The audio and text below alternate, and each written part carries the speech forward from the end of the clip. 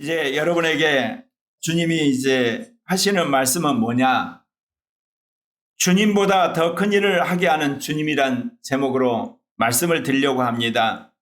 요한복음 14장 12절에 보면 내가 진실로 진실로 너에게 이르노니 나를 믿는 자는 내가 하는 일을 그도 할 것이요 또한 그보다 큰 일도 하리니 이는 내가 아버지께로 감이라.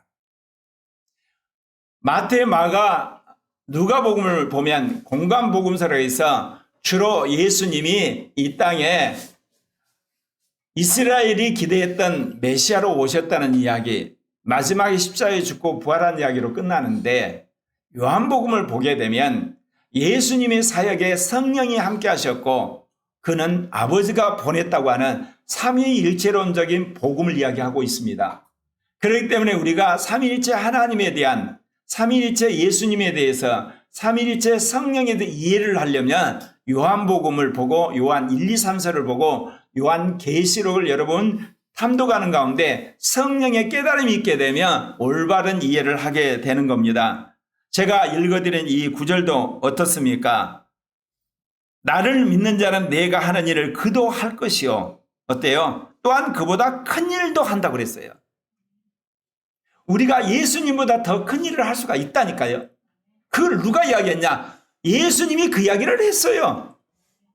그런데 오늘날 육신적인 이성을 가진 사람들, 인본적인 이성을 가진 사람들, 세상적인 이성에 찌들어 있는 사람들은 어때요? 예수님이 하신 일을 하지도 못할 뿐만 아니라 예수님보다 더 큰 일을 한다고 하면 처음부터 고슴치고 말아요. 그럼 어쩔 수 없는 거예요. 말씀드린 것처럼 육신적 이성이 가득하기 때문에 그는 인간적인 경험하는 거 그거 더 이상 생각할 수가 없어요. 인본적인 이성을 가지고 있기 때문에 인간이 하는 것 외에는 더 이상 생각할 수도 없어요. 그리고 세상적인 마귀에 속아 있기 때문에 성경에 있는 말씀에 그런 놀라운 이적을 그는 믿을 수가 없는 것이죠. 그러나 하나님의 영을 받은 우리도 예수 그리스도를 따라서 하나님의 아들들이라고 성경은 명확히 이야기하고 있습니다. 로마서 8장 14절에 무릇 하나님의 영으로 인도함을 받는 사람은 곧 하나님의 아들이라. 그렇기 때문에 예수님이 하신 일을 우리가 할 수 있을 뿐만 아니라 예수님보다 더 큰 일을 할 수 있다 그 이야기입니다. 그렇기 때문에 요한복음 14장 13절에 뭐라고 이야기합니까? 함께 읽겠습니다. 너희가 내 이름으로 무엇을 구하든지 내가 행하리니 이는 아버지로 하여금 아들로 말미암아 영광을 받으시게 하려 함이라. 우리가 예수 그리스도 이름으로 명했을 때 죽은 사람이 살아나요. 예수 이름으로 명했더니 아픈 사람이 살아나요. 예수 이름으로 명했더니 귀신이 나가요. 예수 이름 명하더니 놀라운 기적이 일어나요. 예수 이름 명했더니 패한 전쟁에서 놀라운 기적이 일어나서 승리하는 그런 모든 것들은 우리가 예수 그리스도 이름으로 구했더니 누가 행하십니까? 우리 안에 계신 그리스도가 행하시는 거예요. 그래서 하나님께 영광을 돌리는 일을 하게 된다는 겁니다. 그래서 요한복음 14장 4절에 주님 말씀하셨어요. 내 이름으로 무엇이든지 내게 구하면 행하리라. 그래서 오늘 주님께서 주님의 교회 가운데 이루시는 예수 그리스도의 하신 사역보다 더 놀라운 사역들을 여러분에게 소개하려고 합니다. 여러분 사도행전에 보면 베드로 사도가 여러분 다비다가 죽었다는 소식을 듣고 그의 집에 갑니다. 사도행전 9장 40절에 보면 베드로가 사람을 다 보내고 무릎을 꿇고 기도합니다. 시체를 향해서 명령했습니다. 다비다야 일어나라. 그러니까 그가 눈을 비비면서 일어났습니다. 그리고 베드로 앞에 앉아 있는 겁니다. 사람들이 기겁을 한 겁니다. 하나님의 살아계심을 그가 이제 구체적으로 증거를 한 것이요. 예수 그리스도의 이름으로. 그럴 때 수많은 사람이 예수 그리스도의 이름 앞에 굴복하고 그분을 믿게 된 것입니다. 사랑하는 형제 자매 여러분, 예수님이 이 땅에 오신 것은 우리의 죄를 사하고 우리의 원죄를 해결하기 위해 오신 것이지만 또한 예수님처럼 우리도 그렇게 믿음으로 살도록 하기 위해서 오신 거예요. 그래서 성령을 주셨고 성령 안에 주님이 오셔서 주님이 우리 안에 그 일을 행하시는 거예요. 근데 어떤 사람을 통해서 할까요? 나는 죽고 주님이 산다고 믿는 사람을 통해서 주님이 직접 여러분의 입술 가운데 말씀을 주셔서 그 일을 행하시는 겁니다.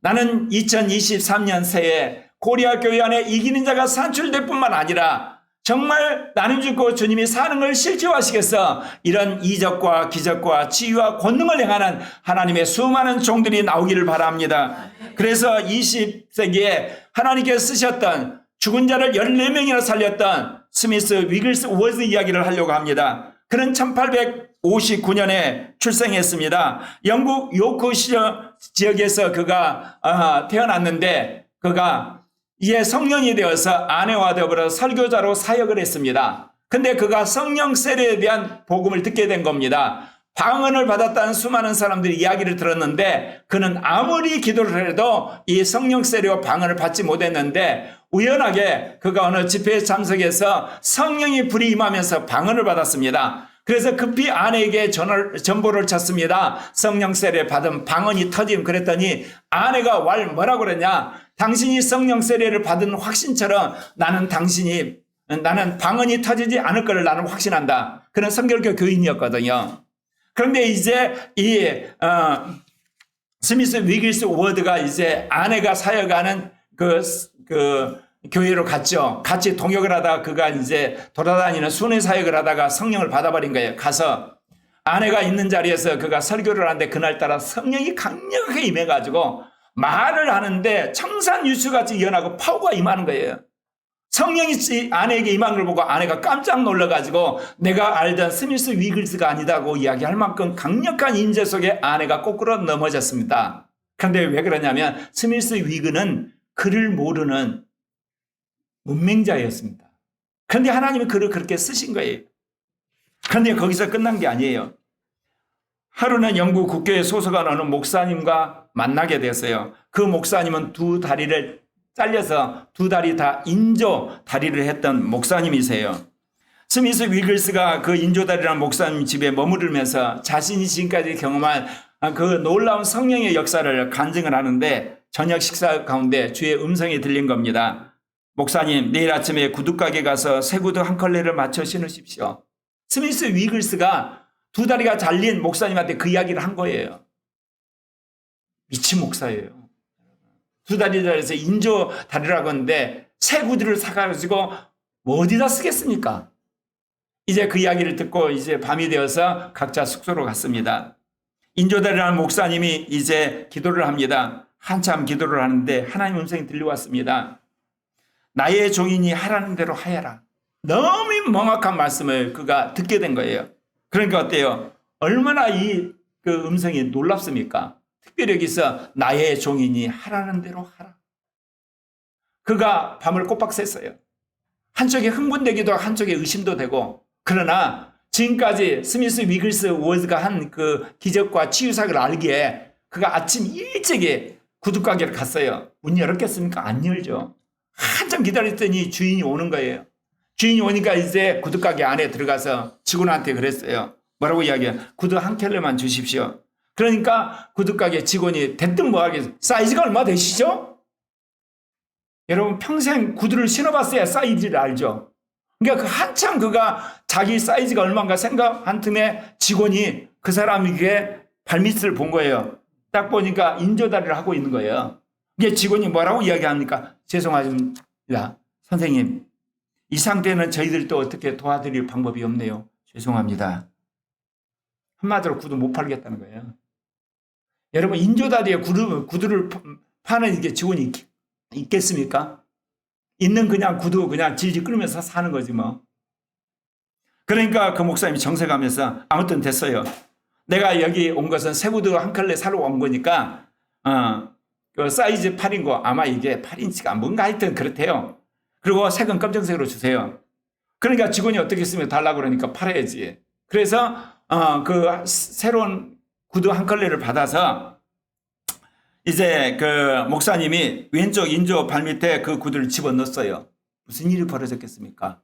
인조 다리가 썽썽한 인간의 다리로 바뀌어버린 거예요. 직원도 깜짝 놀리고 그 목사님도 깜짝 놀란 거예요.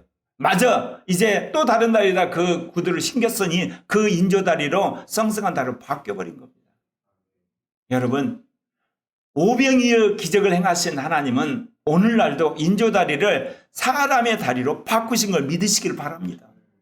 이런 이야기하면 여러분 육신적 이성을 가진 사람들, 인본적 이성을 가진 사람들, 세상의 이성을 가진 사람들 미쳤다 그러죠. 예, 우리는 하나님을 위해서 미쳤어요. 온전하여도 그 영혼들을 위해서 우리는 온전한 이성을 가진 사람들이에요. 너무나 놀라워서 이 목사님이 스미스 위글스 월즈한테 이제 연락을 했어요. 놀랍게 당신이 말한 대로 내가 가서 새 구두 한 컬레를 사서 발에 신겼더니 내 인조다리가 썽썽한 인간의 다리로 바뀌었습니다. 그랬더니 이 말씀이 아주 놀라운 이야기예요. 뭐라고 이야기하냐면 스미스 위글스가 하나님의 입장에서는 부러진 뼈를 고치는 것이나 없는 다리를 만드신 것이나 아무런 차이가 없다는 것입니다. 이거를 여러분 믿으셔야 돼요. 근데 인간에게는요, 부러진 다리가 여러분 고쳐지는 거나 여러분 인조다리가 여러분 고쳐지는 건 차이가 있어요. 여러분 없는 인조다리 두 개가 어떻게 사람이 이게 새롭게 됩니까? 그건 불가능해. 그러나 부러진 뼈가 부술 수는 있어. 그렇게 하죠. 왜 그러냐? 우리 경험상 그런 게 경험상. 그러나 기적을 행하신 하나님 입장에서는 둘 다 당신의 말씀으로 하실 수 있는 걸 믿으시기를 바랍니다. 여러분 또 한 사람 여러분에게 말씀드려야 되겠어요. 또 한 사람은 1940년 독일 동프루센에서 태어난 사람. 그래서 주의 음성을 듣고 그가 아프리카로 갔던 라이나르트 본케 이야기 하려고 합니다. 그가 주의 음성을 듣고 사역을 시작을 했는데 사실 그가 1967년 사역을 했던 니스 하일즈에게 그가 성령의 영감을 받고 변화된 사람이에요. 독일의 자유주의 신학 그리고 인본주의 신학 그리고 세상적인 그런 신학과 관계없이 정말 성경을 하나님 말씀으로 믿는 니즈 하일즈에게 도전을 받고 그가 성령 충만을 받았댔습니다. 그래서 그가 1984년에 800명으로 전도 집회를 시작을 했어요. 그래서 한때 34,000명까지 전도 집회에 사람들이 모여왔거든요. 몇 년 후에는 하나님께서 15만 명이 노천 복음 전도에 참여하는 일이 있었어요. 나중에 어떤 일이 벌어졌냐? 2000년도 나이지리아 수도 라고스에서 집회했는데 그 집회는 무려 얼마나 모인 줄 아십니까? 160만이 모였습니다. 그래서 제가 그런 이야기 했죠. 그의 인생 가운데 1억 명을 전도했어요. 아마 죽었을 때까지 한 1억, 한 5천 명까지 전도하다가 그가 1919년인가 그가 소천하셨어요. 여러분, 예수님이 전도한 숫자에 여러분 비교가 안 될 정도로 어마어마한 사람을 전도했단 말입니다. 예수님이 하신 말씀, 저는 내가 한 일도 할 것이요 나보다 큰 일을 한다는 그 예언이 이루어졌단 말입니다. 여러분 그 일이 나는 고리학교에 있는 어린아이, 청소년, 청년, 장년들 안에서 일어나기를 바랍니다. 민주화된 나라, 자본주의화된 나라, 과학이 발달한 나라, 그리고 개인주의화된 나라, 그야말로 인간의 합리성이 그야말로 팽배한 한국에서 정말 놀라운 하나님의 종들이 일어나서 여러분 평양에 모였을 때 여러분 200만이 모였고 그 안에 죽은 자가 살아나고 병든 자가 살아나고 귀신 들린 자가 살아나고 그리고 정말 죽으려고 하는 사람이 소망 가운데 벌떡 일어나 성령의 불을 받고 놀랍게 변화되는 그런 하나님의 종들이 나오기를 바랍니다. 저도 그런 사람 되기를 소망해요. 사랑하는 형제 자매 여러분, 오늘 예수님이 분명히 이야기했어요. 내 이름으로 무엇이든지 구하면 내가 행하리라고 말씀하셨어요. 우리 안에 오신 예수님이 행하시는 거예요. 여러분이 행하는 거 아니에요. 여러분이 예수를 믿기 때문에 그리고 나는 죽고 주님이 산다는 걸 믿기 때문에 주님이 여러분의 입술을 이용해서 그런 놀라운 일을 행한다는 걸 믿으시기를 바랍니다.